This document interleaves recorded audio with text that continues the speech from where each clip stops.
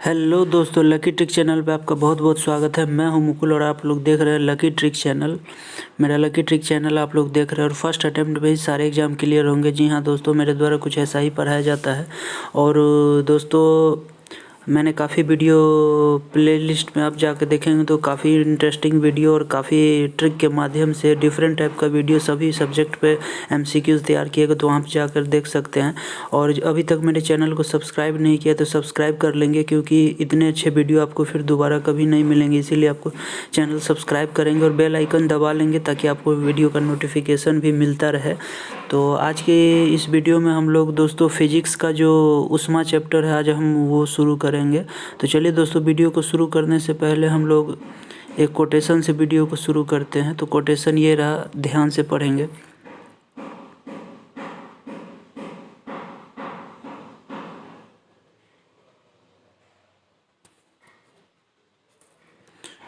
और दोस्तों, जब आप वीडियो देखेंगे तो कुछ इसी तरह का, जब वीडियो आप सर्च करेंगे यूट्यूब पे लकी ट्रिक चैनल और फिजिक्स एमसीक्यूज कर देंगे तो आ जाएगा लकी ट्रिक चैनल। मेरे चैनल का नाम लिख के और हीट उष्मा या फिजिक्स एमसीक्यूज ऐसे कुछ कर देंगे तो आपको वो वीडियो आ जाएगा मेरा इसी तरह का। तो चलिए दोस्तों, वीडियो को बिना देरी किए हुए शुरू करते हैं और पहला क्वेश्चन देखते हैं। हीट से पहला क्वेश्चन हम लोग लेते हैं। और वस्तु को गर्म करने पर उसके अणुओं का क्या होता है दोस्तों? उसके अणुओं की चाल जो है वो बढ़ जाती है। गर्म करते हैं तो उसकी चाल क्या हो जाएगी? बढ़ जाती है। किसी वस्तु का ताप किसका सूचक है? तो किसी वस्तु का ताप जो है वो दोस्तों सूचक है किसका? उसके अणुओं के औसत गति ऊर्जा का। थर्ड नंबर क्वेश्चन देखते हैं दोस्तों। वस्तु का ताप सूचित करता है कि संपर्क करने पर ऊष्मा क्या होता है? तो संपर्क करने पर अपेक्षाकृत कम ताप की वस्तु में उस वस्तु से प्रवाहित होगी।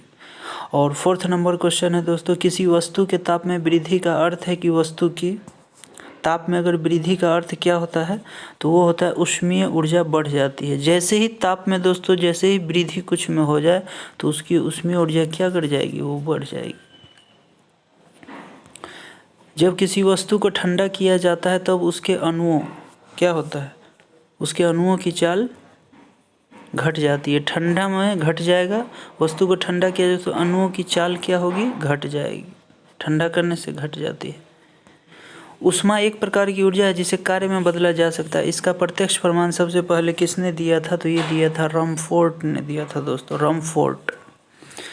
किस वैज्ञानिक ने सर्वप्रथम बर्फ के दो टुकड़ों को आपस में घिसकर पिघला दिया था?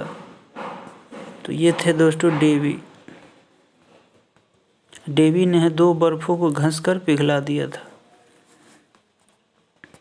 जब किसी कार्य ऊष्मा में बदलता है या ऊष्मा कार्य में बदलती है तो किए गए कार्य व उत्पन्न ऊष्मा का अनुपात एक स्थिरांक होता है जिसे ऊष्मा का यांत्रिक तुल्यांक कहते हैं। इसका मान होता है, इसका मान जो होता है दोस्तों ए, बी और सी, ये तीनों मान होता है इसका।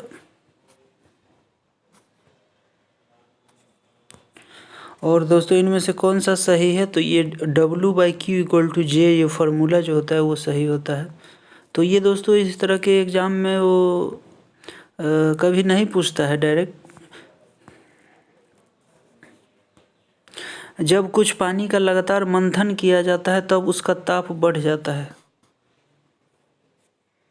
तो ये होता है यांत्रिक ऊर्जा का रूपांतरण ऊष्मीय ऊर्जा में होता है। यांत्रिक ऊर्जा का रूपांतरण ऊष्मीय ऊर्जा में होता है। ऑप्शन नंबर सी इसका राइट आंसर हो जाएगा। वाष्प इंजन में उबलते हुए जल का तापमान किस कारण से उच्च हो जाता है? तो ये हो जाता है बॉयलर के अंदर उच्च दाब होता है, इसी के कारण ऐसा होता है। शीतकाल में हैंडपंप का पानी गर्म होता है, क्यों? तो पृथ्वी के भीतर तापमान वायुमंडल के तापमान से कहीं अधिक होता है, इसीलिए ऐसा होता है, ये गर्म रहता है। एसआई सिस्टम में तापमान की इकाई क्या होता है? तो ये होता है केल्विन, ताप की इकाई केल्विन। इनमें से कौन ऊष्मा का मात्रक नहीं है? तो ऊष्मा का मात्रक कौन सा नहीं है? Degree Celsius. बाकी ऊष्मा का मात्रक है कौन सा? कैलोरी, जूल और किलो कैलोरी है, लेकिन ये डिग्री सेल्सियस जो है ये नहीं है। ताप का एसआई मात्रक क्या होगा? तो ताप का केल्विन। 1 किलो कैलोरी ऊष्मा का मान कितना होता है? तो ये होता है दोस्तों 4.2 × 10⁻³ जूल के बराबर। जलप्रपात के अधः स्थल पर जल का तापमान ऊपर की अपेक्षा अधिक होने का क्या कारण है दोस्तों? तो ये है गिर रहे जल की गतिज ऊर्जा ऊष्मा में बदल जाती है। 18 नंबर क्वेश्चन देखते हैं। गर्मियों में ताप 46 डिग्री सेल्सियस हो जाने पर भी ऊँट गर्मी से राहत महसूस करता है। ऐसा क्यों करता है? तो ऊँट अपने शरीर के ताप को 42 डिग्री सेल्सियस तक बढ़ा कर रखता है। बर्फ़ पर दाब बढ़ाने से उसका गलनांक क्या होता है दोस्तों? घट जाएगा। बर्फ़ पर दाब बढ़ाने से उसका गलनांक क्या हो जाता है? वो घट जाता है, घट जाता है। ये VVI क्वेश्चन है दोस्तों, कई एग्जाम में ये पूछ चुका है ये क्वेश्चन। गैस तापमापी द्रव तापमापियों की तुलना में ज़्यादा संवेदी होते हैं, क्योंकि गैस जो होता है वो क्या होता है? गैस का जो प्रसार गुणांक होता है वो बहुत ज़्यादा होता है।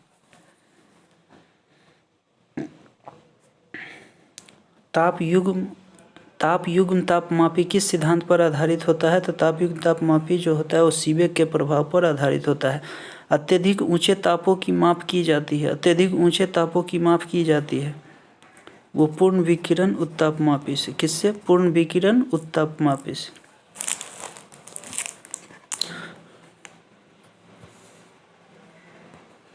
पूर्ण विकिरण उत्तापमापी किस सिद्धांत पर आधारित है? स्टीफन के नियम पे। पूर्ण विकिरण उत्तापमापी किस सिद्धांत पर आधारित है? तो स्टीफन के नियम पे। 24 नंबर देखते हैं। दूर की वस्तुओं जैसे सूर्य आदि का ताप किस तापमापी के द्वारा मापा जाता है?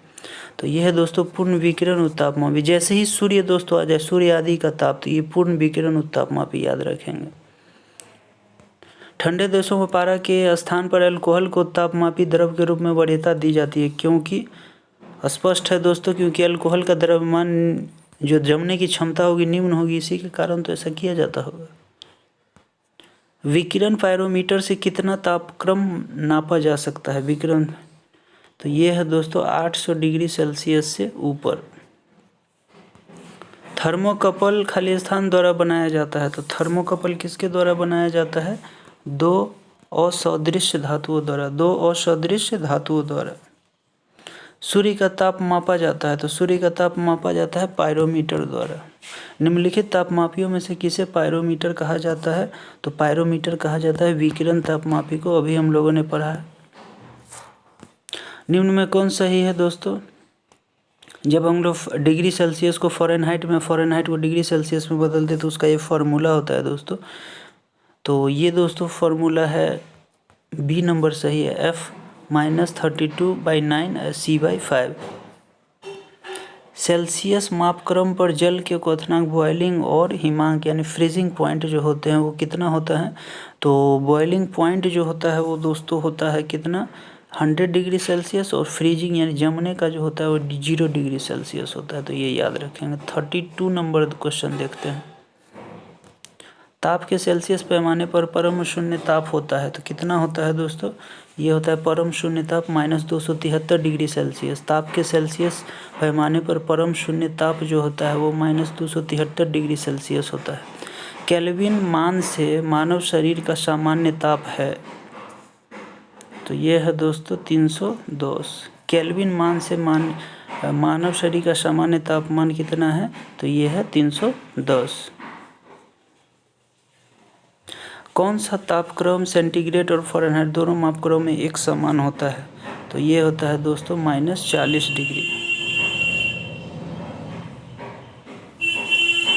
न्यूनतम संभव ताप है। तो न्यूनतम संभव ताप जो होता है वो -273 डिग्री सेल्सियस होता है। फ़ारेनहाइट स्केल पर किसी वस्तु का ताप 212 डिग्री फ़ारेनहाइट। सेल्सियस पैमाने पर वस्तु का ताप कितना होगा? तो सेल्सियस पैमाने पर पूछ रहा है दोस्तों। तो अभी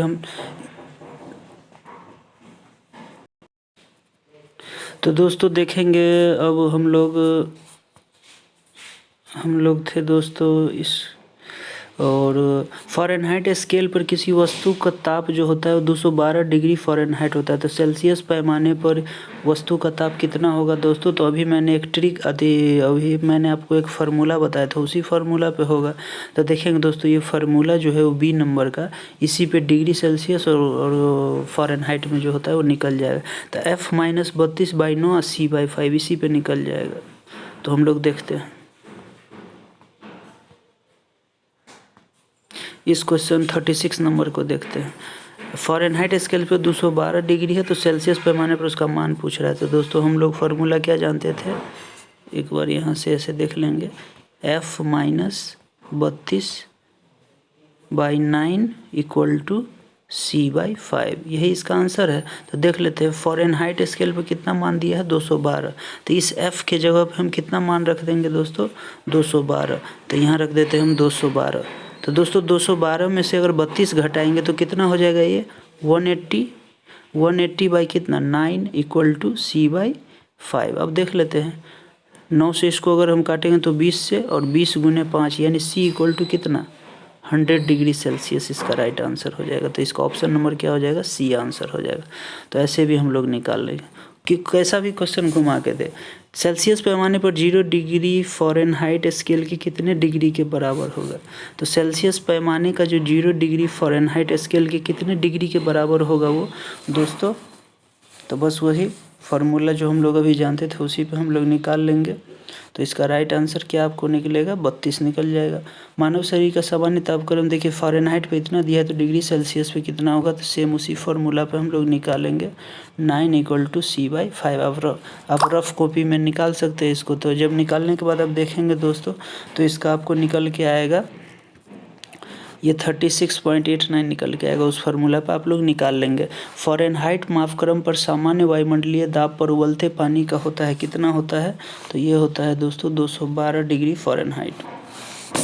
दिल्ली में जल का क्वथनांक 100 डिग्री सेल्सियस है तो मसूरी में जल का तापमान होगा कितना होगा। तो मसूरी में ठंडी ज़्यादा होती है तो वहाँ क्या होगी 100 डिग्री सेल्सियस से कम होगी दोस्तों।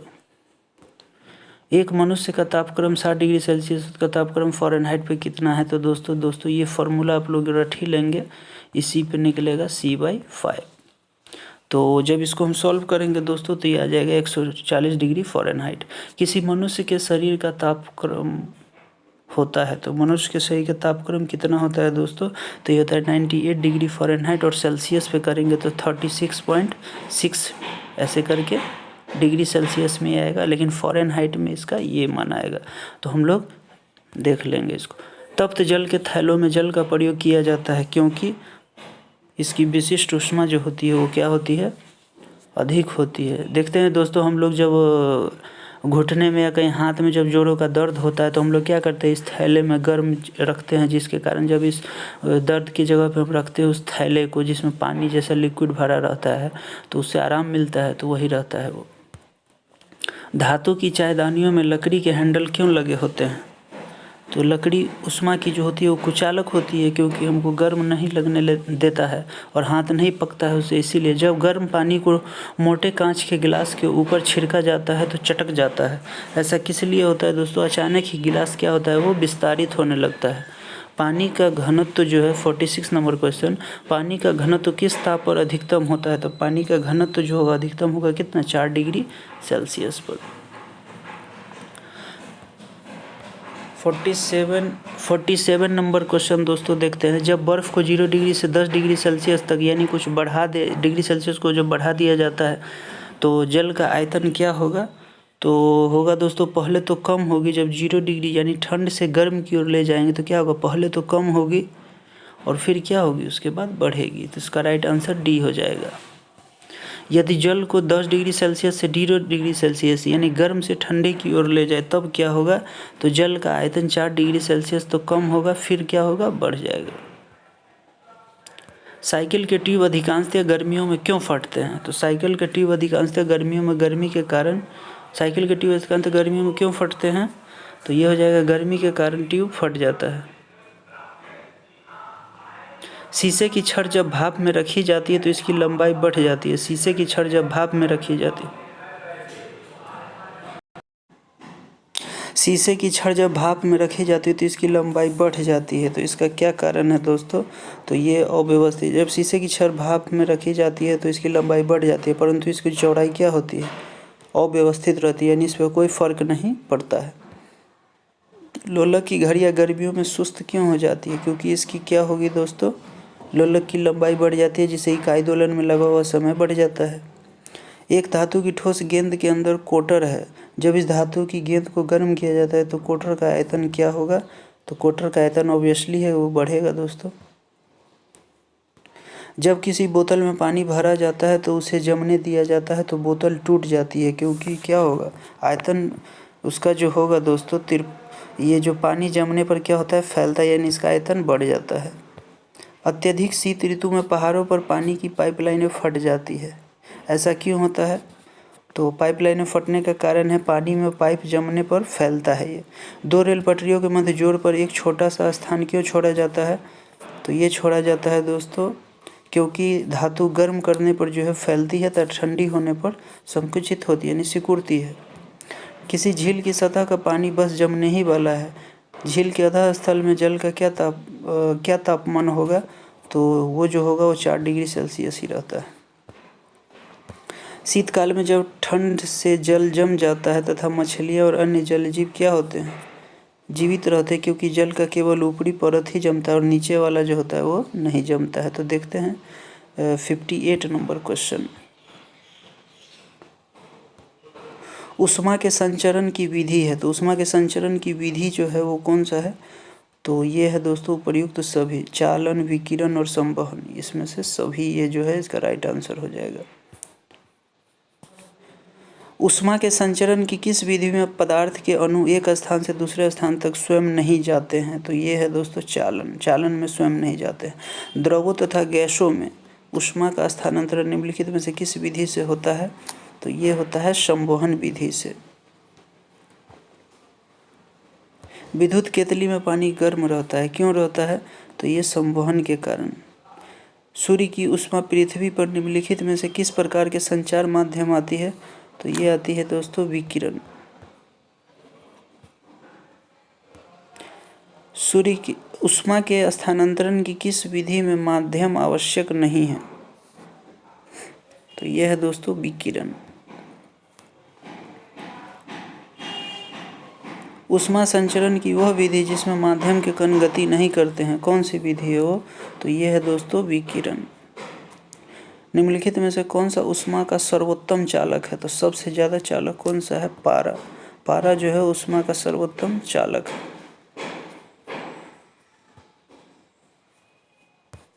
चांदी की ऊष्मीय चालकता तांबे की ऊष्मीय चालकता की अपेक्षा क्या होगी? अधिक होगी दोस्तों। बोलोमीटर मापन की एक युक्ति है जिससे क्या मापा जाता है? ऊष्मीय विकिरण के। ठंड के दिनों में लोहे के गुटके और लकड़ी के गुटके को प्रातःकाल में छुए तो लोहे का गुटका ज़्यादा ठंडा लगता है। ऐसा क्यों होता है दोस्तों? तो लकड़ी की तुलना में लोहा जो होता है ऊष्मा का अच्छा चालक होता है, इसीलिए ऐसा होता है। करे जारे में झील की सतह हिमशीतित हो जाती है परंतु उसके तल में जो द्रव अवस्था में बना रहता है किस कारण से होती है? तो ये होती है दोस्तों जल की सघनता 4 डिग्री सेल्सियस पर अधिकतम होती है। एक टेबल पंखे को बंद कमरे में चलाने पर कमरे की हवा जो होगी वो क्या होगी? गर्म होगी। कमरे में रखे हुए रेफ्रिजरेटर के दरवाजे खुले छोड़ दिए जाए तो क्या होगा दोस्तों? कमरा धीरे धीरे क्या होगा? गर्म हो जाएगा। यदि किसी धातु को खाना पकाने के बर्तन बनाने में प्रयुक्त किया जाता है तो ताप चालकता उसका क्या होगा? कम होनी चाहिए उसका। निम्नलिखित में से कौन ऊष्मा का सबसे अच्छा सुचालक है? तो ऊष्मा का सबसे अच्छा सुचालक है दोस्तों समुद्र का पानी। आणविक संगठन के द्वारा ऊष्मा का संप्रेषण क्या कहलाता है? तो ये कहलाता है दोस्तों संवहन। निम्नलिखित द्रवों में कौन सा ऊष्मा का बहुत अच्छा चालक है? तो ये है दोस्तों पारा। ऊष्मा का बहुत अच्छा चालक है पारा। सूर्य विकिरण का कौन सा भाग सोलर कुकर को गर्म कर देता है? तो सोलर कुकर को कौन गर्म कर देता है? अवरक्त किरण जो होता है सोलर कुकर को गर्म कर देता है। शीतकाल में कपड़े हमें गर्म रखते हैं, क्यों? क्योंकि शीतकाल में जो होता है कपड़े शरीर की ऊष्मा को बाहर जाने से ये रोकता है। इसका ऑप्शन नंबर डी हो जाएगा। धूप से बचने के लिए छाते में रंग संयोजन निम्न में से कौन सा सबसे उचित है? तो ये है दोस्तों ऊपर सफ़ेद और नीचे काला। धूप से बचने के लिए ऊपर सफ़ेद होगा ताकि ये ऊष्मा को परावर्तित कर देगा और नीचे काला रहता है ताकि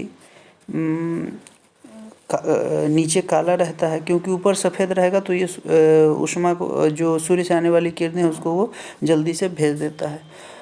अफ्रीका के काली त्वचा वाले व्यक्ति ब्रिटेन के सफ़ेद त्वचा वाले व्यक्तियों की तुलना में क्या करेगा? काला क्या करता है? ऊष्मा को अवशोषित करता है तो क्या होगा? अधिक गर्मी महसूस करेगा क्योंकि काले चीज़ जो होता है ऊष्मा का अवशोषण ज़्यादा करता है इसीलिए इसको गर्मी ज़्यादा महसूस होगी। सुबह का सूरज इतना गर्म नहीं होता जितना दोपहर का। सुबह के सूरज कि किरणों को अंतरिक्ष में अधिक दूरी तय करनी पड़ती है, इसीलिए ऐसा होता है। तो दोस्तों पार्ट 1 में हम लोग 80 क्वेश्चन तक रखते हैं, इसमें टोटल 176 क्वेश्चन है। नेक्स्ट पार्ट में हम पूरा इसको कंप्लीट कर लेंगे। तो वीडियो कैसा लगा दोस्तों आप बताइएगा, और चैनल को सब्सक्राइब जरूर कीजिए ताकि मेरे द्वारा बनाई गई वीडियो आप लोगों तक पहुँचे। तो चलिए दोस्तों मिलते हैं नेक्स्ट वीडियो में, तब तक के लिए जय हिंद जय भारत।